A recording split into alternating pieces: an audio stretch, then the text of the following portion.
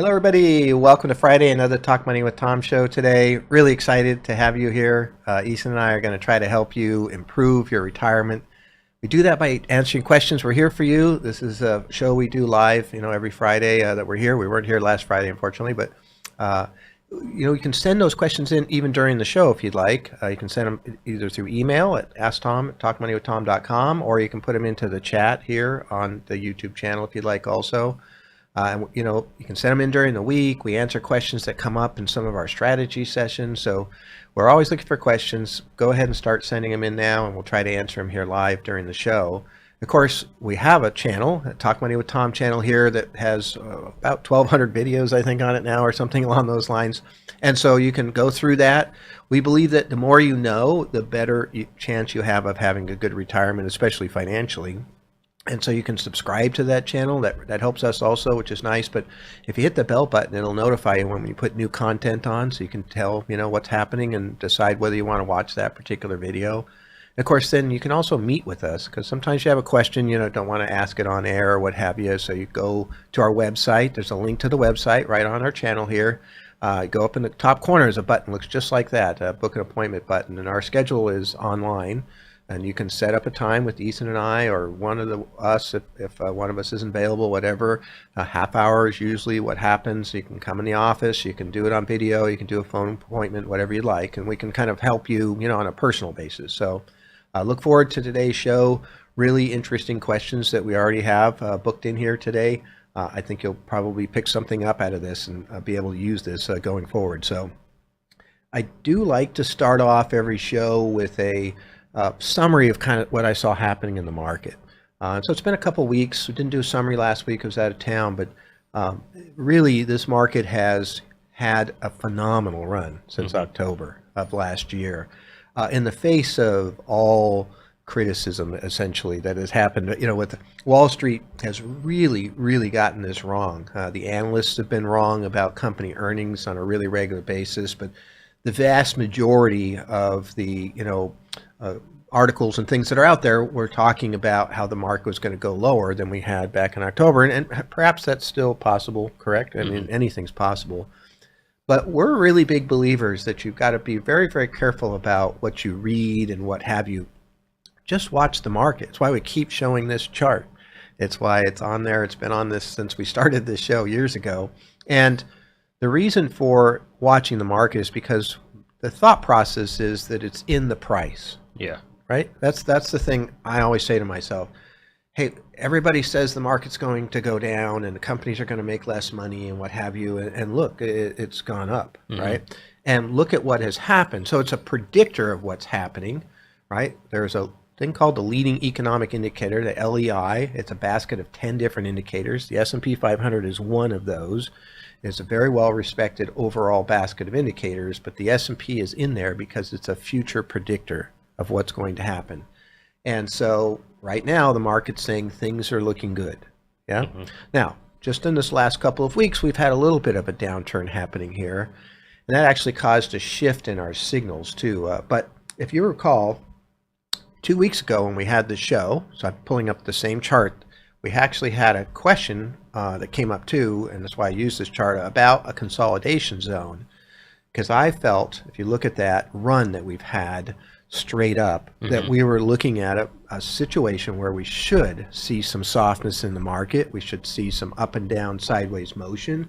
And it would be healthy, because if it just keeps going and going, like I say, it's kind of like stretching a rubber band. And the farther it goes, the faster it goes, the tighter that rubber band gets, and to the point where it could snap, right? So what's happening now, and so I've kind of highlighted it here, is really, I think, the beginning of a consolidation zone that we're in now. And we can attach all kinds of things to it. They had a downgrade on the U.S. debt, right? And that brings the market down. And there's all these things. But when the market's in a go phase, it ignores an awful lot of bad news. When the market's in a down phase, it ignores an awful lot of good news. And in this particular case, when the market gets this stretched out, it's very likely that we're going to have a consolidation zone. Now, that could turn into a bigger downturn. We'll have to watch and see what happens. But if you look at our signals now, we are, yellow on our fast signal, and that just happened really today, right? And because of what's happened with this little bit of a downturn, but we're still green on the slower signal, and you can tell why. Market's still chugging along as far as that goes. We have a process, really the signals came from our internal process that we have, and I had a client once that asked me to kind of start broadcasting that, so we are.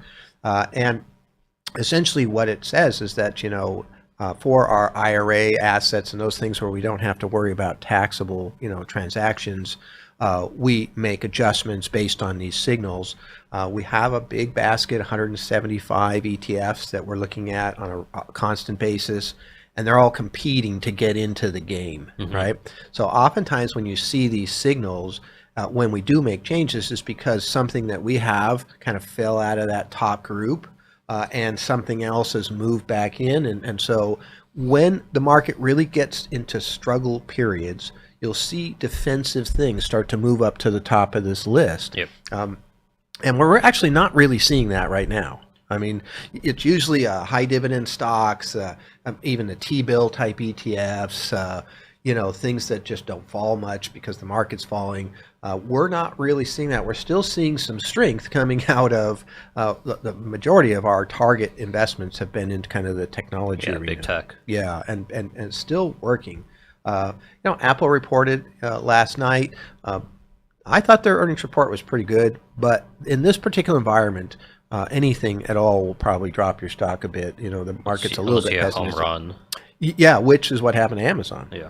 So Amazon hits a home run. They're up tremendously, and so today's market, at least, at the beginning of the show, was basically flat. Not much happening. But again, you go through these periods of time where, the market is kind of, let me go back to kind of our regular chart here, where the market is kind of, running, and it's funny to me how things get attached to the market. And so when things are falling, all of a sudden the negative news, there's still positive news happening that day. It's kind of ignored, and they try to attach this negative thing to it. Because today, the jobs report comes out. Expectation was 200,000 new jobs.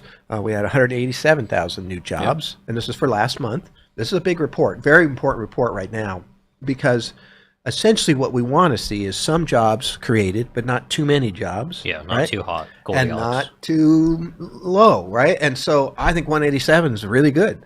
We were hitting 500, and that made the market really nervous, because essentially when you're creating tons of jobs, you can have a higher inflationary environment. And we didn't get to talk about this last week, but PCE came in on Friday, and that was also very good too.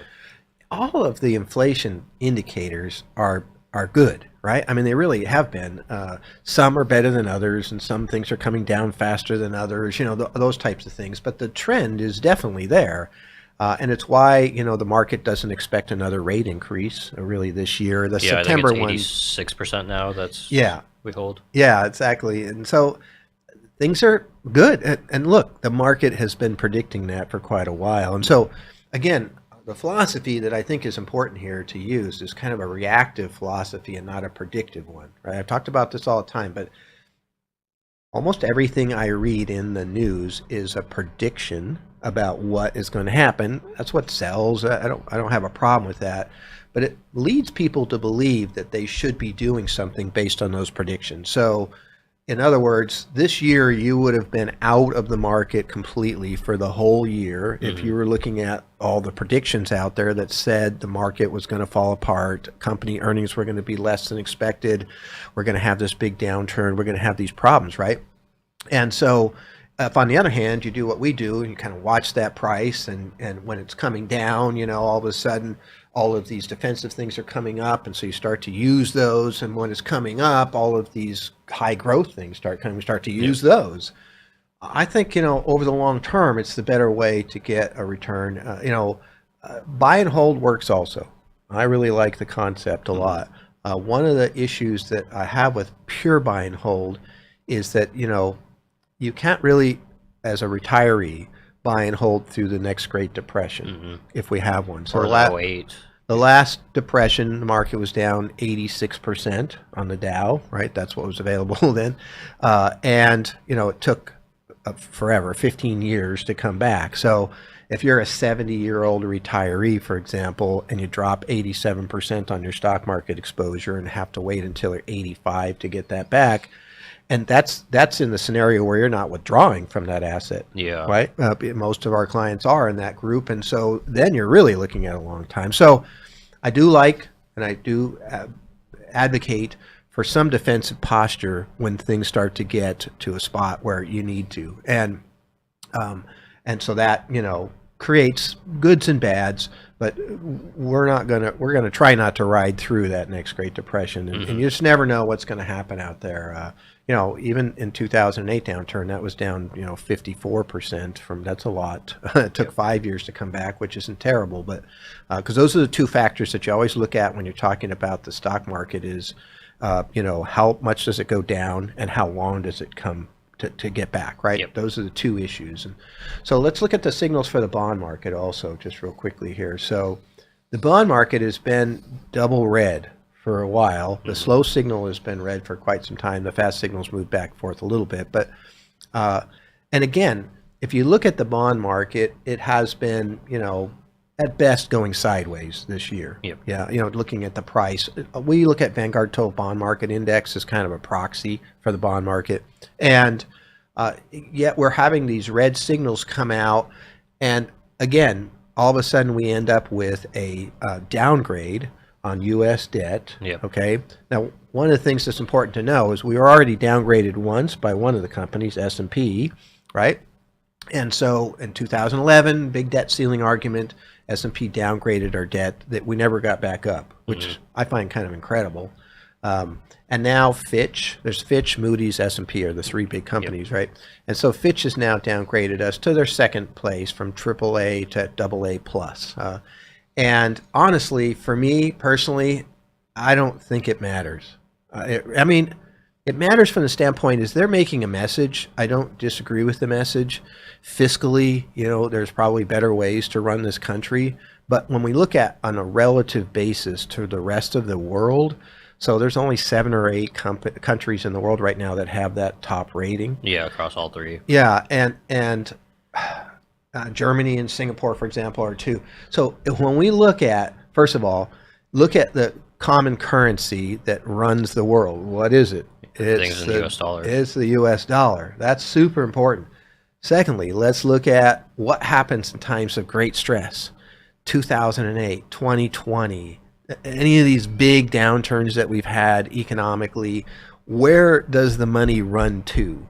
Does it run to Germany? Probably some. Does it run to Switzerland? Probably some. Does it run to Singapore? Sure, some. But it really, really comes here. Yeah. And we can see it because we see massive gains coming into the price of treasuries. Some of that gain comes because they're lowering rates down to 0 often in those times, but it really runs, and you can see the flow. And we've been running these big deficits. How do you run those big deficits? You borrow money, and so we have no real problems borrowing money. And that, to me, that also means I think we should be the highest rated country in the world by far. I don't think there should be an argument about that. And unfortunately, these rating companies are the same companies that prior to 2008 were giving AAA ratings to these mortgage bonds, right? So they would get all these mortgages together, package them together, put them into a bond, and sell them, and then take that money and go lend it to somebody else who didn't have any income. There was some crazy stuff going on at that time. They call them liar loans at one point in time. So, people ended up with, situations that they couldn't afford, but that's how they funded that. They kept selling those bonds. And of course, they're AAA rated. They're buying them all over the world. Yeah, pensions had them. Oh, yeah. Matter of fact, they up until the end, S&P was rating Lehman at a high enough rating to be in a pension, and Lehman went out of business and gone, right? So I don't know that I'd put a lot of emphasis on these ratings as far as I'm concerned. I really think that there's other ways of looking at it. The market will take care of itself. And I don't know that as many people put as much emphasis on the ratings anymore either. Yeah, Warren Buffett, for example, Berkshire Hathaway has $100 billion in U.S. Treasury bills. Yep. And they said they're going to continue to keep rolling them over into the 3 months and 6 months as they normally do. Yep. And Berkshire Hathaway has been doing this forever. They have a kind of a barbell approach where they have their equities and then everything else is in cash, which they keep in T-bills. Yep. Yeah. I mean, if it's good enough for Warren Buffett, it probably should be good enough for everybody else. He's essentially saying it's AAA rated, Yeah. right, with his words. Now, there is one thing that's not being talked about as much that I do think has an important impact on the bond market, because really when you break things down, you got to focus on supply and demand, okay? So for example, if we look at this stock chart here, in October, November, Bank of America does these big surveys of all of these big pension and mutual fund and hedge fund managers and such, and they had the lowest stock market exposure, okay, that they've had in the last 70 years at the bottom of the market there. Part of the reason the market comes up because all of those big money managers were done selling, and that means that there's less supply of coming on, new stocks coming on for sale. And so it doesn't take much for the market to start going the other way. Well, the same thing's true with the bond market. You got to focus somewhat on the supply. And so one of the problems that's happening right now for treasuries, and one of the reasons we're probably seeing red signals here that makes some sense, is the fact that during the debt ceiling debate, we reached our limit, 31 trillion, in February. And we went to what's called extraordinary measures, right? Remember that? And so we didn't get approval for new debt issuance to pay our bills until early June. And so in that time frame, they were not issuing new debt, right? Couldn't. It was against the, the debt ceiling agreement that had been in place from before. And so now we have this approval, and actually there's no dollar limit on it either. It is just a time. I think it's January of 2025 is when it'll happen again. And so and by the way, this whole debt ceiling thing is ridiculous. We're the only country in the world that has it. And if there is one good reason to downgrade our debt, that's probably it. I mean, nobody else does this. And Australia was the last one. They were smart enough to, get rid of it in 96. And, we need to get rid of this darn thing. But nonetheless, because of that gap between February and early June, they're now having to issue more treasury, right, to make up for it, because they were borrowing against pensions and there was all kinds of stuff going on, and that money all needs to be replaced. So we're kind of like double borrowing, and there's supposed to be roughly $1 trillion worth of treasuries issued. And previously it was going to be 773 billion. So it's like it's a pretty big jump. Yeah, and so that will keep that going for a while, but that's temporary. Right, we're going to get through that. They're going to end up, but it is a supply. There's more supply of bonds coming on the market, and so the price of bonds probably comes down with higher supply, and that's kind of why we're seeing some red signals. Also, you can see like the yield is slightly going up too with the supply, more supply coming online. Yeah. Now I'm going to make a prediction here, just because I think it's kind of important to understand. I do think at some point in time here, once all this, so inflation's getting better, the Fed stops raising rates and starts being a little bit more accommodative in their talking, the new supply of treasuries gets done, so we're talking probably in the next 3 to 9 months, someplace in there, the bond market is going to be a pretty good purchase, right? Because the yield is pretty high. And I think we'll start to see some appreciation in price in the bond market to kind of catch up to some of the appreciation that we're seeing here in the stock market. So it could be a really good investment place. And I know it's been doing poorly, and I know people are frustrated with it, but I might be hanging in there on it now. I really think that there's some light that's coming, at the end of the tunnel, so to speak. It's not a train. So just keep that in mind. I think the bond market's going to be, and if you want to start accumulating bonds now, I don't see that as a problem either.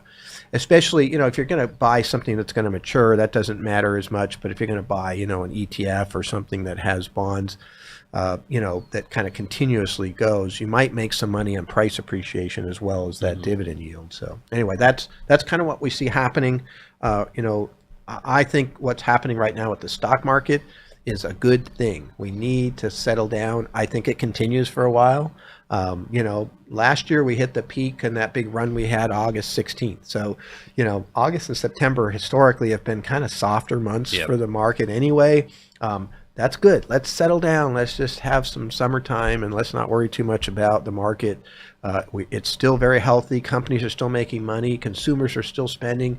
Amazon had great numbers that came out. I think there's some things that are really important to kind of understand here. This is okay, what's happening here. And even with the bond market, eventually all that new issuance of bonds gets put out there.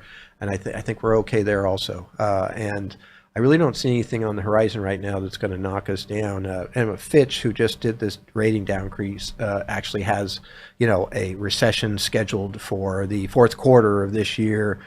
I'd be surprised, but it's possible. I mean, the Fed Reserve has roughly 400 economists on staff, and during their meetings, they always put out staff recommendations. So the staff has been saying we were going to have a recession the first half of this year for most of last year. Yep.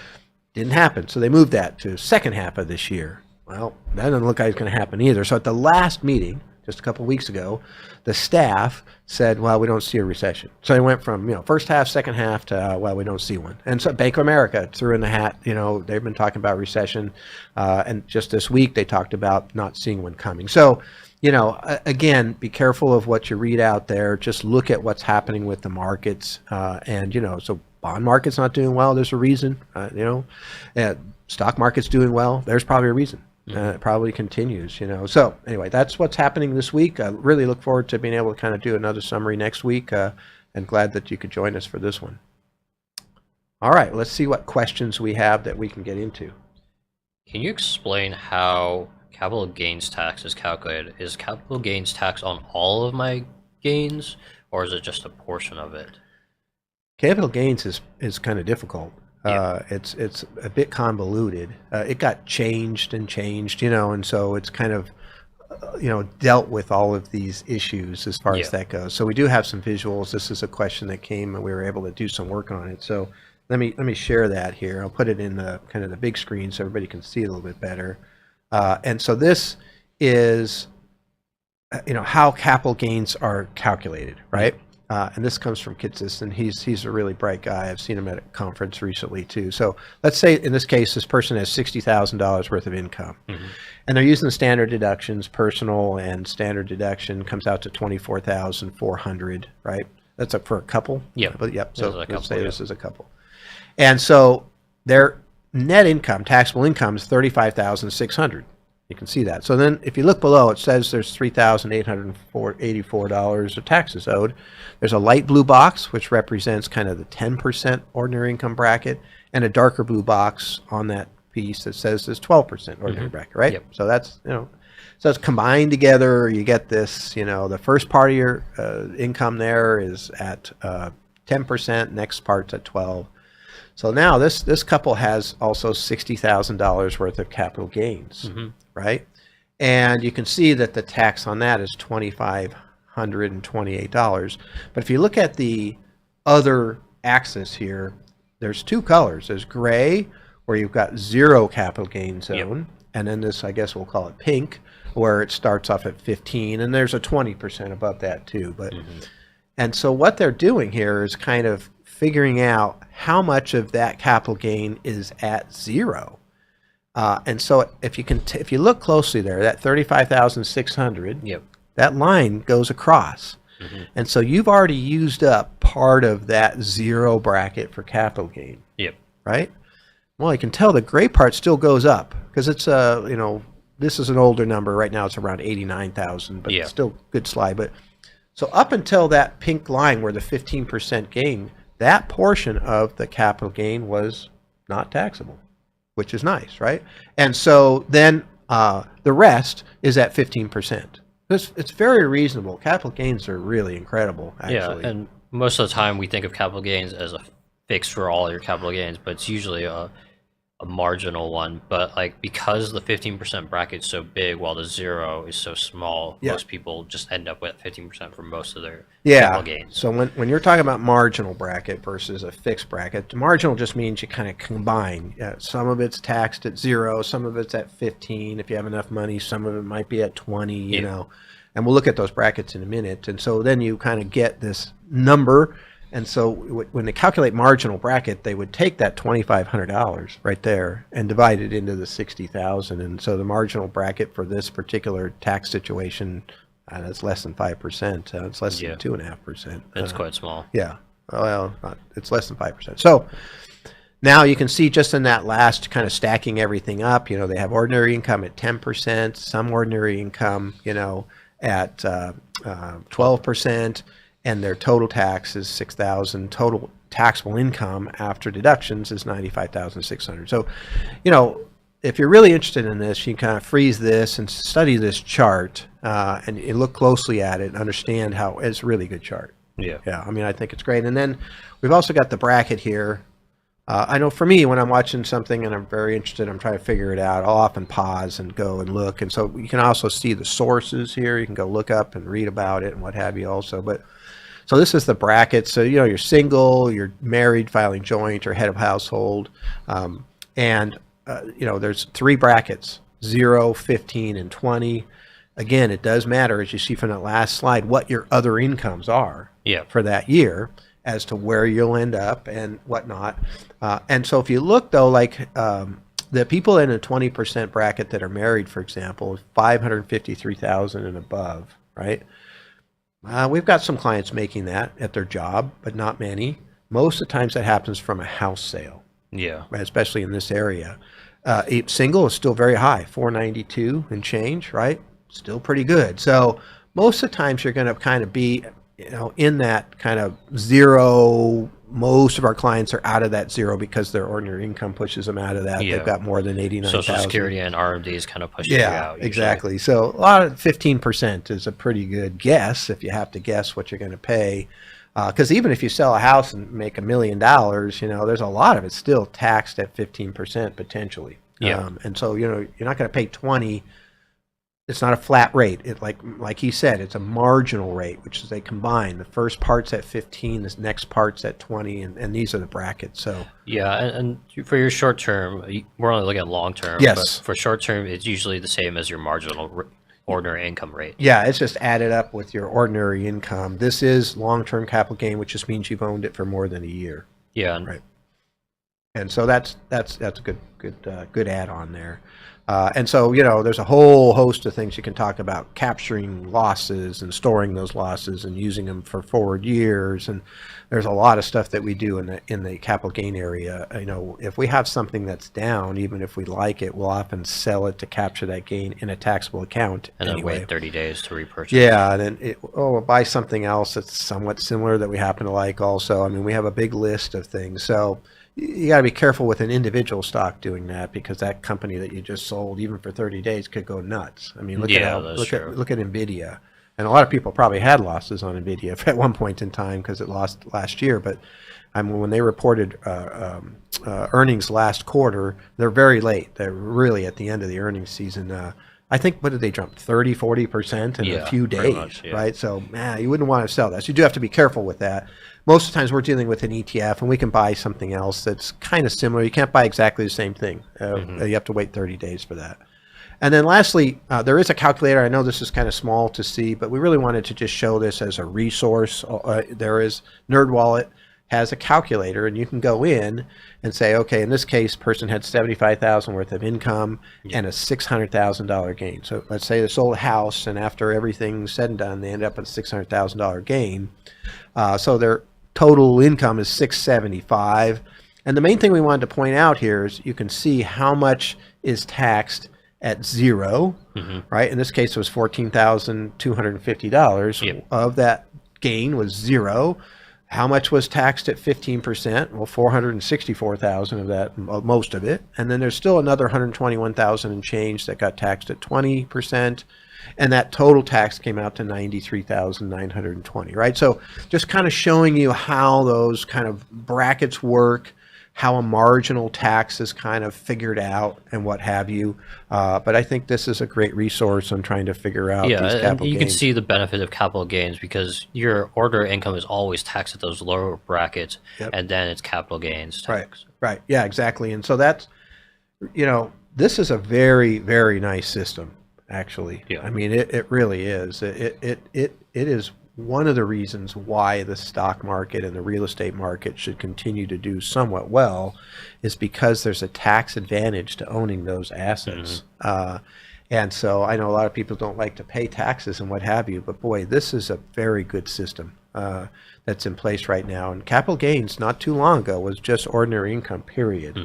Didn't have a special bracket. Now, the special bracket means that we have to put out a video like this so you can understand what the heck it is. Yeah. It's a lot more complicated. And this doesn't cover your net investment income tax. No, or no, no. the- Yeah, we too many eyes are glazing over Yeah. already, so we'll call it a day. But that's exactly right. So I think this is a really good system. Don't be afraid to take capital gains tax. It can go up again. They can make it ordinary income again. You know, there's different things, and so it might not be a terrible time to be taking tax at this point in time if you feel like you need to.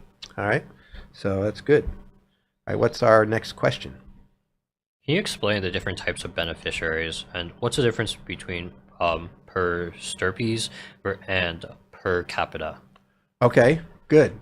So a beneficiary, generally you're talking about, for us anyway, something that's listed on your IRA or your Roth IRA. Or transfer on debt account. TOD accounts, transfer on death accounts. And so there's two different ways that you can put that in there. And we do have a visual for this also. I think this does a really good job of explaining it. So per stirpes, so let's say there's Allison there, and she has Ben and Frank as her Their primary beneficiaries, right? And something happens to Ben before Allison passes away. Then when Allison does pass away, it's going to go to Ben's beneficiaries, right? And so basically in this case, probably Ben's kids. But whoever Ben has as beneficiaries in his estate will get his half, and Frank still gets his half. Yep. Right? And so that's one way of doing it. That seems to be a very common way, actually. However, per capita is another way, and you have to designate these on the form as to which one you want. And so in this case, Allison has her money, and Ben passes away before she does. And per capita just means that entire line of money is now closed off. Yeah, it right? essentially goes back to the state and then the remaining. Right. And so now Frank is going to get it all. Yep. Right. So Frank probably likes per capita in this particular case. But, this is up to Allison. This is the decision that Allison's got to make here as to what she wants to have happen. Does she want this to potentially go through to her grandchildren or whoever, or not, and maybe she just wants it to go to her children, and whoever survives, is going to get whatever's in there. Yeah, and it's usually you'll have a primary, which a lot of times is your spouse, and then then you have a contingency. Say something happens to you and your spouse at the same time, right? You still want to have your beneficiaries receive it. So yeah. Usually for the primary is the first in line, and the contingency is the next in line. Yeah, and I just to, as an aside here, we have a client that passed away, and he insisted upon having his trust as the primary beneficiary, even though he has a spouse. And we tried to talk him out of it, but I think maybe he misheard what the lawyer was saying or something along those lines. But nonetheless, because that made it all taxable, because the trust can't hold it as tax-deferred asset. Not the end of the world, still work out. We've redone the plan and what have you, but you generally don't want to have a trust as the primary beneficiary. Yeah, the nice thing about having your spouse as the primary beneficiary is they allow, the IRS allows them, because they're an eligible beneficiary, to kind of allow them to keep the stretch provision. Yeah, and exactly. Life stretch provision is really useful for a retiree. It really is. Basically, the spouse can take it over as if it's theirs, and so usually they combine into one account. Yeah, exactly. So it's the way to go in most cases. So anyway, so that's the answer to that question. That was a good question. What would you consider an emergency? I never want to spend my emergency fund whenever something happens in my life. I just kind of, figure it out without tapping in. That's kind of funny because, emergency to one person is not the same emergency to somebody else, right? Yep. And, my daughter, has a dog, and the dog got into the coffee, the actual ground up coffee, and ate a bunch of it really quickly, and that can be quite hazardous. And so she's been saving money, and has this, and ended up with a $900 and some odd vet bill to Yeah. have the dog, basically taken care of. Dog's fine. And so, that was an emergency for her, and she had that money. So that's what the emergency thought process is just this idea of, hey, I have money in case something happens, or if I need, because you could lose your job if you're Yep. still, in the workforce. That's an emergency. You can, if you own a house, there's all kinds of things that can happen to a house, believe me, Yeah. that keeps on going. And so, all of these types of things that are out there. However, um, the reality of an emergency fund to me is just peace of mind. To me, that's what it means. And so, what is an emergency? How much should I have? I get asked that all the time, actually, because there's these rule of thumbs out there, Yeah. right? 1 month's salary, 6 months salary, 6 months of expenses, whatever it is. For me personally, when I'm dealing with these, it's enough money so that you can feel safe, right? Yeah. That's and, it. And what am I tapping into this fund for is, what's going to affect my daily life in a sense. Let's say my car breaks down. I consider that emergency because if Right. I don't have my car, how do I get to work? Yep. If there's a health emergency I feel is really easy. Shelter is kind of a weird one because sometimes you can get away with it. You could say, oh, my AC broke, but it's winter. Can I put it off for another 6 months till Yeah. summer? Yep. Yeah, you could do that, but maybe it's better to get fixed. Yeah, usually it is, but we see a lot of deferred maintenance that happens, and people have a leaky roof. They just keep on dealing with it. Yeah, here in or the whatever. summer, leaky roof, it's okay. Yeah, exactly. Get out the pot and pan when it starts raining, So, really, an emergency fund is going to be something that you look at and say, okay, that's what I want. And it's a personal decision. The rules of thumb I never see really apply. I have clients that think their $5,000 emergency fund is too much, really, because they want to have everything invested and they're really into that and they don't feel like they're making any money. I have other clients that have 500,000 or more, in the banking system, hopefully at different banks nowadays, but and they don't think it's enough still, because they feel like they need, more comfort. And for me, if you're going to be an investor, you want to have that emergency fund at the level that makes you feel okay as the markets fall apart. And so then you don't have to sell. It's one of the reasons I'm a really big advocate of emergency funds, so that people aren't calling me at the bottom of the market, panicking. They have a lot less chance to panic if they can still take a look at that emergency fund. So what you consider an emergency is probably personal also, but how much you have in that is really personal. And the way to look at that is just, what dollar amount. So I mean, I was having a conversation. A gentleman had 300,000, and he's like, "Should I have this much or not?" And I said, "Well, what do you look at? What do you think about? Like, when something happens, how much money do you want to make sure you have around?" He said, 100,000 seems like more than enough. I said, "Okay, then the other 200,000 should be invested somewhere, Yep. right?" So that's how you want to do it. It's just kind of, when he looks at that 100,000, he thinks, okay, good. I'm feeling okay about my situation. Even the market's down, or economy's happen, or pandemics happen, and all these crazy things that go on. He has his 100,000. He looks at that, and that can change as to what that number is to make you feel comfortable. But nonetheless, that's how you do it. And so it's kind of two things. What's an emergency to you, and then how much should you have, in that. And that's really, again, those are both kind of personal questions. So. All right, we have time for probably one more question. So, what are the pros and cons of index funds versus target dates for a 401k? Okay, so an index fund is a passively managed investment, like the S&P 500. So It tends to be a lower cost. You can go to Vanguard and buy the S&P 500 ETF. The ticker symbol is VOO. Okay, so there's no manager there. Vanguard does package it and put it together, but the internal expenses are very, very low because they're not having to pay a manager to kind of sit there and pick and choose. And so that's what an index fund. A target date fund usually has a date on it. Target date 2025, 2035. Usually when you want to retire. Yeah, and so that's the thought process, is that you would say, okay, I'm going to retire in 2045, or whatever it is.